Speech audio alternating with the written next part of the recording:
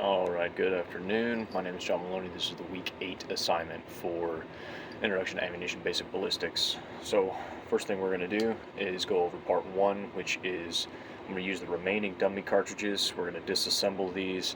As you can see, these have not been disassembled before. These are in fact dummy cartridges. There is no primer or powder in each of these. So, we're going to start with disassembling these, and I'll be right back after I've done that. Okay, so here we have each of the cartridges. I have disassembled them into their individual pieces. Again, we do not have primer or powder because these are dummy cartridges. So now what I'm going to do is I'm going to go through and take measurements for each one of these using our micrometer. And I will write all of those down on a piece of paper, and I will be right back. Okay, so here is the 7mm Remington mag sketch that I have made. I will be taking measurements, and then I will mark all of those down on the page, and then we'll go through each of the rounds. Alright, so we got the length of the bullet. It was a little unorthodox just because it's a little bit too large for this micrometer, but what we can do is you can take smaller measurements and add them together, which is what I did. But now we're going to find the width of the bullet, and we're going to continue on. Alright, so I've completed the 7mm Remington Magnum drawing right here. You can see I've got all of the measurements, including head spacing. Now we're going to move on to the 30-30. I have the start of the drawing, and I'm going to continue on. Okay, so 30-30's drawing is done. Next we're going to move on to the 223. Okay, so 223 is done. I had to change one of the numbers on the 223, as you can see there, but then I also changed the number on the 30-30. Moving on to the 9mm. Okay, so now we have completed the scale drawings for each of the rounds that we have disassembled. Okay, so now that we have our measurements, we're moving over to our computer and our Cartridges of the World manual. So in this manual there is a table, and in the table it's got all the measurements of each of the cartridges that you can possibly think of. So in here it's got the case type, bullet diameter, neck diameter, shoulder, base, rim thickness, case length, cartridge length, and then primer, and it'll tell you the page number and where to find the information on said cartridge. So you could take the measurements that we've done from any one of these. So we'll use the 223 Remington for an example. So in here we'll try and find what our bullet is, because we could take the measurements. Let's assume that we don't know that it's a 223 Remington. So we'll have to take the bullet measurements that we've made and use the table to find our round.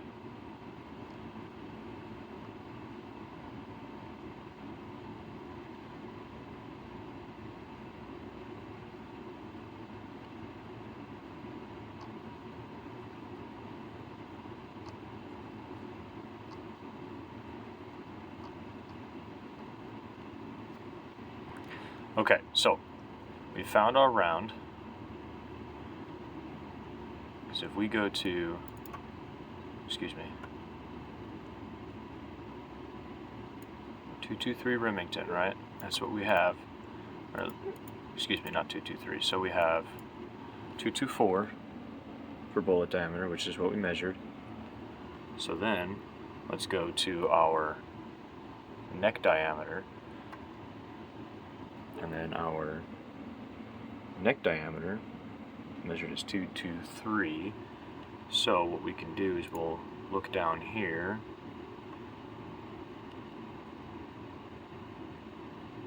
It might be slightly different. It might differ slightly from the measurements that we've taken. But then we'll go over to shoulder.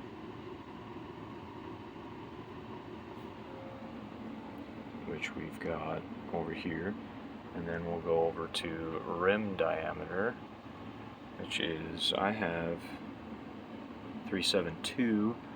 This one's a 375, pretty close. Let's go case length. One little over 1.5 inches, 1.76. Ours is about 1.76. And then you can go cartridge length, which is the overall. So I'm pretty sure we have found our round through the book using 223 Remington. All of our numbers pretty close to match, and you can find it on page 72. Alright, once we reach page 72, then we find 223 Remington, 5.56 by 45, and then it gives you all of the information on said cartridge.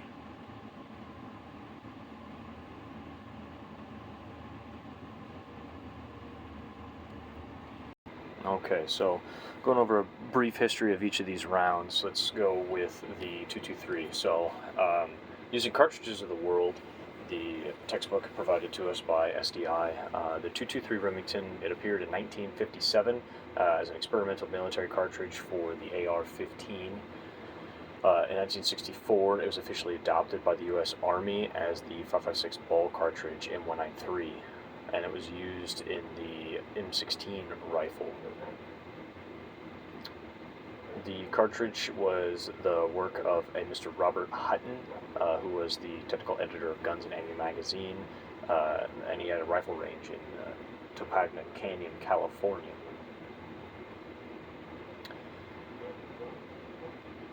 Originally, it was an alternative military cartridge. The 223 is now the official U.S. and NATO military round. However, the U.S. Army has now adopted a new weapon system and a new round through 6 Allen. Alright, moving on to our 30-30 Winchester. The 30-30, or the 30 WCF, was the first American small-bore smokeless powder sporting cartridge. It was designed by Winchester and first marketed in 1895. One of the chamberings was available for the model 1849 lever-action rifle. The original loading used a 160 grain soft point bullet and 30 grains of smokeless powder, thus the name 30-30, for a 30 caliber bullet and 30 grains of powder. The muzzle velocity was 1970 FPS. It was adapted to the Winchester Model 54 bolt action, as well as various versions of the original 1894 actions, such as the 55 and 64 Marl, and chambered it in the Model 1893 lever action, and then the improved Model 36, Model 336. And Savage at one time picked it up for the 99 lever action, which was made 30-30. The 30-30 has been pretty much the standard for American deer hunting, as like the American deer hunting cartridge, and it's still the baseline for performance that a lot of individuals use for hunting. The 30-30, however, in Europe is known as the 7.62x51R. It's a popular single shot in single shot and combination guns. Modern factory loads for this cartridge are assembled with 150 to or 170 grain bullets, and despite its designation, the 308-inch diameter bullets are used. Alright, the 7mm Remington Magnum. It was introduced by Remington in 1962. It was brought at the same time as the improved bolt-action 700 series rifles. Most of the manufacturers have adopted this cartridge to their lines, and it took American firearms manufacturers nearly 40 years to realize that the 275 Holland & Holland, made long ago by the Western Cartridge Company, is a first-rate medium-game long-range cartridge. The 7mm Remington Magnum is a long-range big-game cartridge that a lot of hunters will use even today. And there's multiple different designations for the rounds, all being the same. Excuse me, not the same, but all being a variation of the 7mm Remington Magnum. Alright, and finally with the 9mm Luger, or 9x19 Parabellum. The 9mm Luger, or the Parabellum, was introduced in 1902 with Luger automatic pistol. It was first adopted by the German Navy in 1904, and then by the German Army in 1908. Since that time, it's been adopted pretty much universally by every non-communist power. Looking at you, Russia. So, in the United States, Colt, Smith & Wesson, Ruger, and many other weapons manufacturers have chambered the 9mm to their weapons, along with there's many other European countries that have adopted the 9mm. It was officially adopted in 1985 for the U.S. Armed Forces, along with the Beretta Model 92F, the M9. It was a 15-shot semi-automatic pistol. The 9mm has been modified for all different kinds of situations, be it you have the FMJ, you have the hollow points for self-defense use, you can use it for sporting use as far as target shooting, not so much in hunting, but you could use it for self-defense in a hunting situation if you so choose. And the 9mm Luger is the most widely used cartridge in the United States. For hunting, it's adequate for small game, like I said, self-defense, specifically if you use hollow points. There is modern-day premium hollow points that you can use for that, and a variety of different kinds of loads for each 9mm bullet that you want to put into it. And thank you. That concludes the Week 8 assignment.